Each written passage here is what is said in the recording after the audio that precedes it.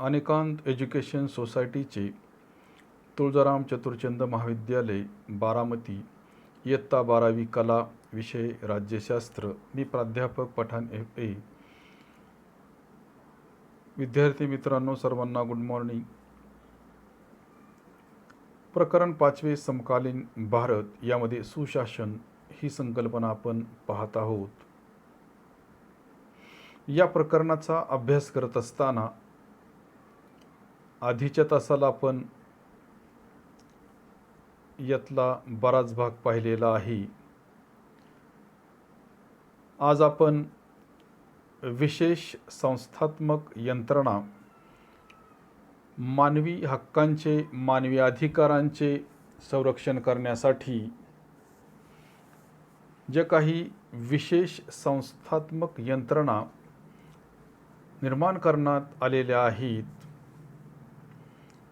त्यांचा आपण आढावा घेणार आहोत. याच्यामध्ये आपण आधीच्या तासाला राष्ट्रीय अनुसूचित जातीसाठीचा आयोग किंवा जातींसाठीचा आयोग, राष्ट्रीय अनुसूचित जमातीसाठीचा आयोग, राष्ट्रीय मानवाधिकार आयोग किंवा राष्ट्रीय मानवी हक्क आयोग, हे पहिले 3 आयोग किंवा 3 मुद्दे आपण व्यवस्थितपणे अभ्यासलेले आहेत.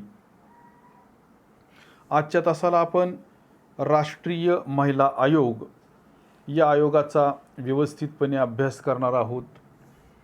आपण हक्कांचा, अधिकारांचा जर विचार केला तर अनेक देशांमध्ये संविधानाने नागरिकांसाठी, म्हणजेच राज्यघटनेने नागरिकांसाठी काही मूलभूत हक्क दिलेले आहेत आणि या हक्कांचे उल्लंघन एखादी व्यक्ती, एखादी संस्था किंवा शासनाकडून किंवा कोणत्याही घटकाकडून होत असेल तर त्याविरुद्ध न्यायालयामध्ये दाद मागण्याचा अधिकार नागरिकांना प्राप्त होतो. यामुळे त्यांच्या हक्कांचे, म्हणजेच नागरिकांच्या हक्कांचे, आपल्या हक्कांचे संरक्षण होते. लोकांच्या अधिकारांच्या संरक्षणासाठी व विशेष वर्गांच्या अधिकारांच्या संरक्षणासाठी अशा काही संस्थांची रचना घटनेच्या माध्यमातून करण्यात आलेली आहे किंवा आयोगाची रचना घटनेच्या माध्यमातून करण्यात आलेली आहे. हा चौथा मुद्दा पाहत असताना, राष्ट्रीय महिला आयोग हा मुद्दा पाहत असताना समाजाचा जर आपण विचार केला तर समाजामध्ये 2 घटक असे आहेत.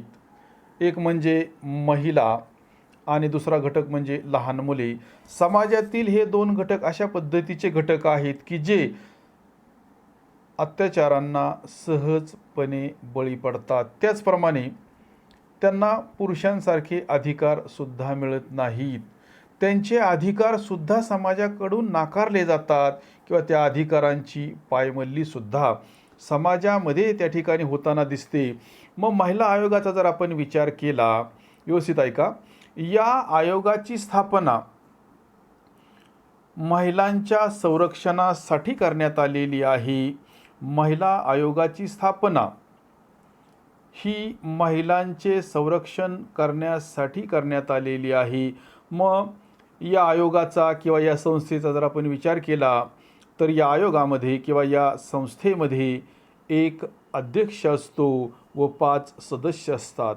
म्हणजेच या आयोगाचे काम करण्यासाठी एक अध्यक्ष असणार आहे आणि 5 त्यांना मदत करण्यासाठी आयोगाचे सदस्य असणार आहेत.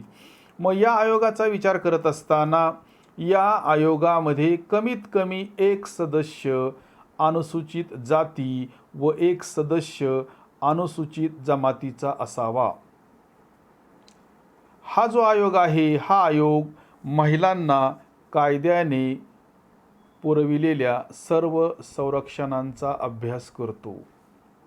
म्हणजेच हा आयोग महिलांना कायद्याचे जे संरक्षण प्राप्त करण्यात आलेले आहे, या कायद्याच्या संरक्षणाचा व्यवस्थितपणे अभ्यास करतो किंवा व्यवस्थितपणे अभ्यास करताना दिसतो.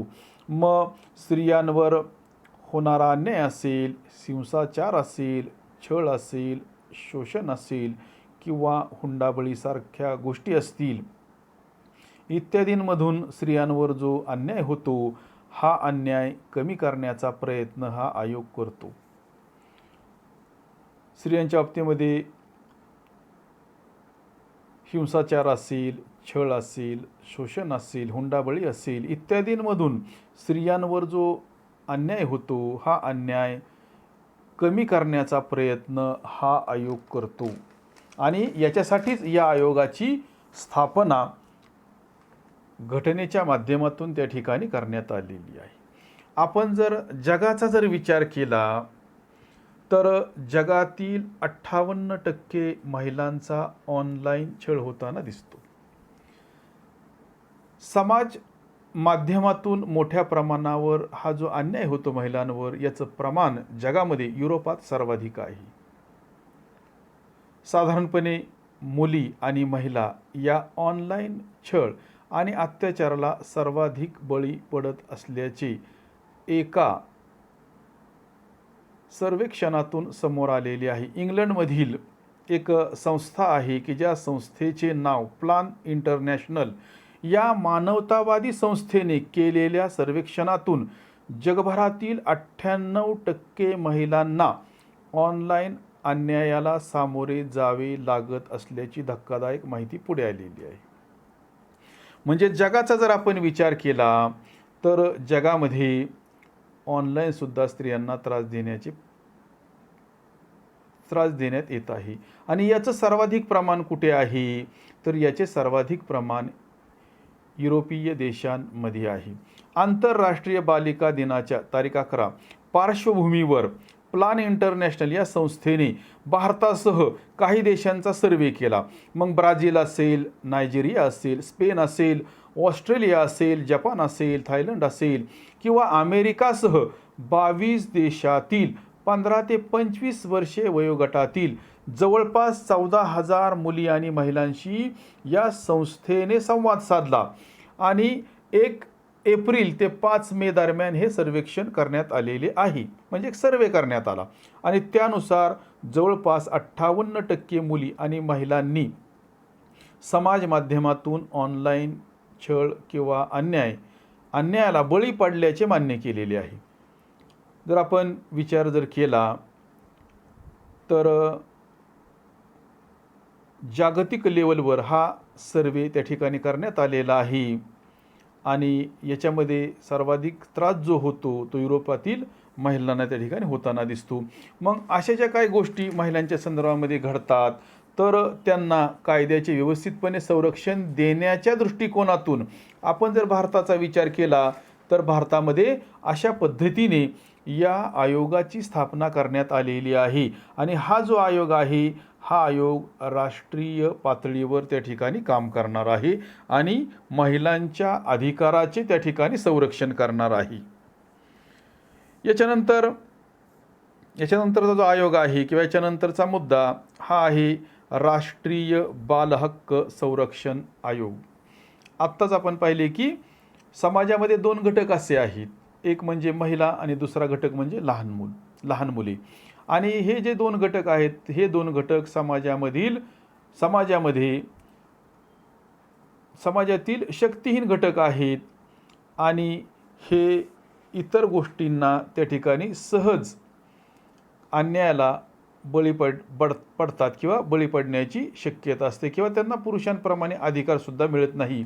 आत्ताच आपण पाहिले त्याप्रमाणे या आयोगाचा विचार करत असताना म्हणजेच राष्ट्रीय बाल हक्क संरक्षण आयोग याचा विचार करत असताना मग या आयोगाची स्थापना कशासाठी करण्यात आली. अगोदरचा आयोग आपण पाहिला की राष्ट्रीय महिला आयोग याची स्थापना कशासाठी करण्यात आलेली आहे तर महिलांना कायद्याने संरक्षण पुरवण्यासाठी या आयोगाची स्थापना त्या ठिकाणी करण्यात आलेली आहे. महिलांचे संरक्षण करण्यासाठी या आयोगाची त्या ठिकाणी स्थापनाही करण्यात आलेली आहे.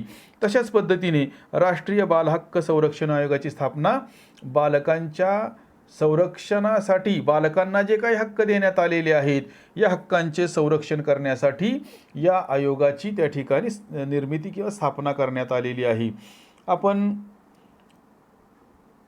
या आयोगाचा विचार करत असताना जर पाहिले तर देशभरात बालकांच्या हक्कांचे संरक्षण करणे, त्याचप्रमाणे बालहक्कांना प्रोत्साहन देणे आणि त्यांचा बचाव करणे यासाठी हा आयोग त्या ठिकाणी काम करतो. साधारणपणे बघा देशभरात बालकांच्या हक्कांचे संरक्षण करणे, बालहक्कांना प्रोत्साहन देणे, त्यांचा बचाव करणे यासाठी हा आयोग कार्य करतो. आयोगाच्या व्याख्येप्रमाणे म्हणजेच बालक कोण, बालक म्हणायचे कोणाला, त्यांची वयोमर्यादा किती असावी, तर आयोगाने बालकांसाठी जी व्याख्या केली आहे ती व्याख्या आपल्याला अशा पद्धतीने सांगता येईल, किंवा तो जो वयोगट ठरवण्यात आलेला आहे तो वयोगट आपल्याला खालीलप्रमाणे किंवा अशा पद्धतीने सांगता येईल की आयोगाच्या व्याख्येप्रमाणे 0 ते 18 वयोगटातील व्यक्तींना बालक समजले जाते. म्हणजे 18 वर्षाच्या आतील जी लहान मुले आहेत या मुलांना आपण त्या ठिकाणी बालक म्हणतो.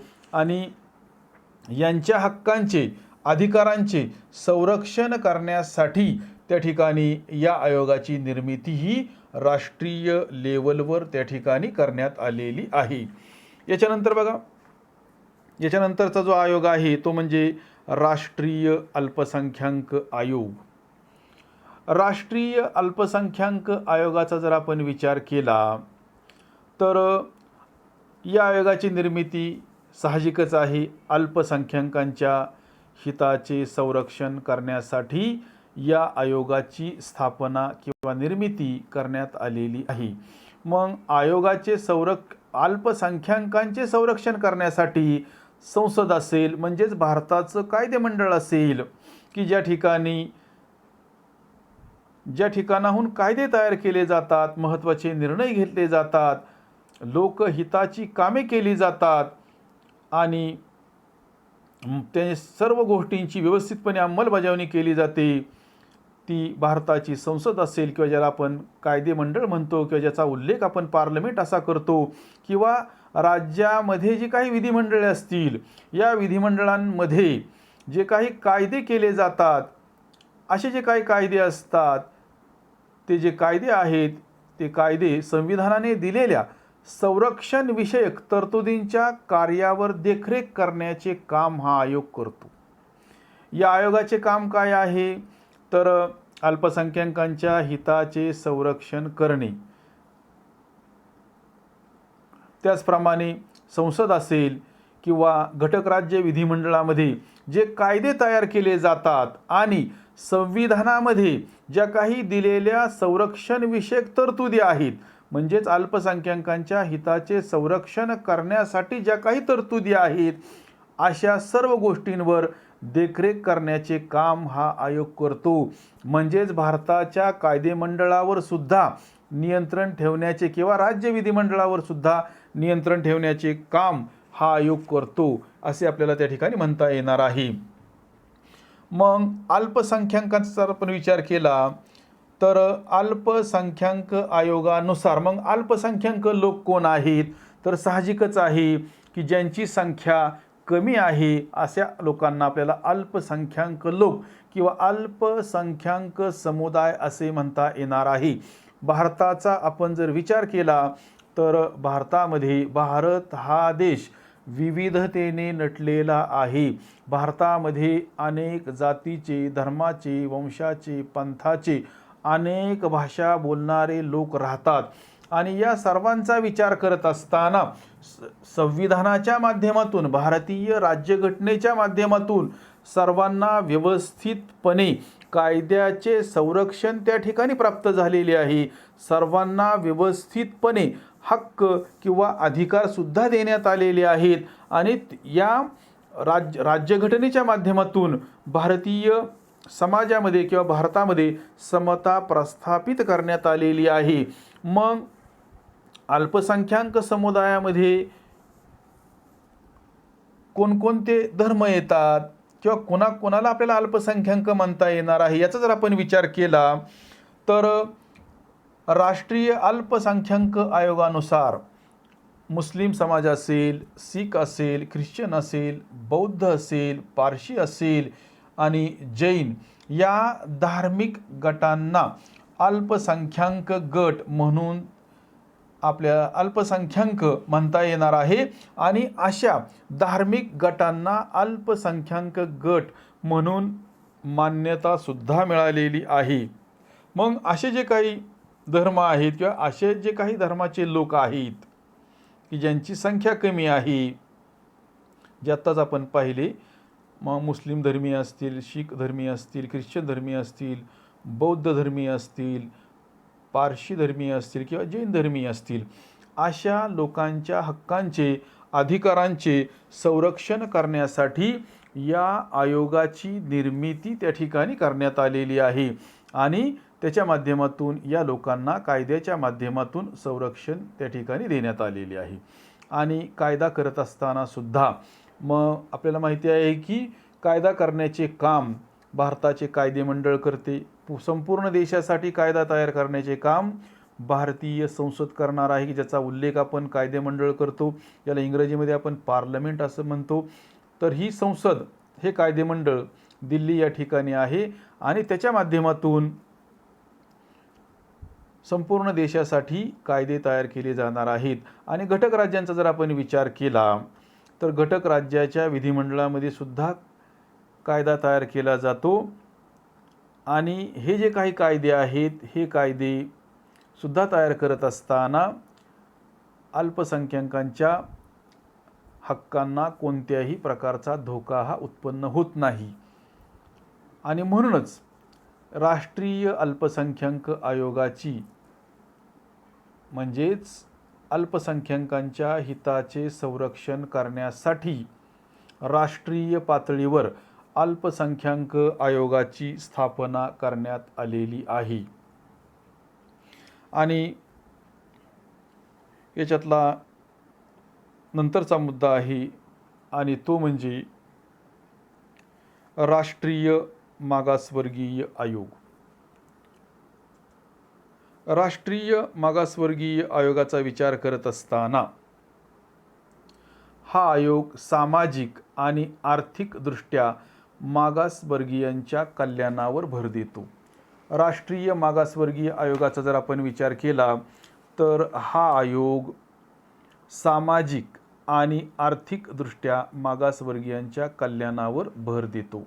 राष्ट्रीय मागासवर्गीय आयोग हा आयोग. मग या आयोगाचा जर आपण विचार केला तर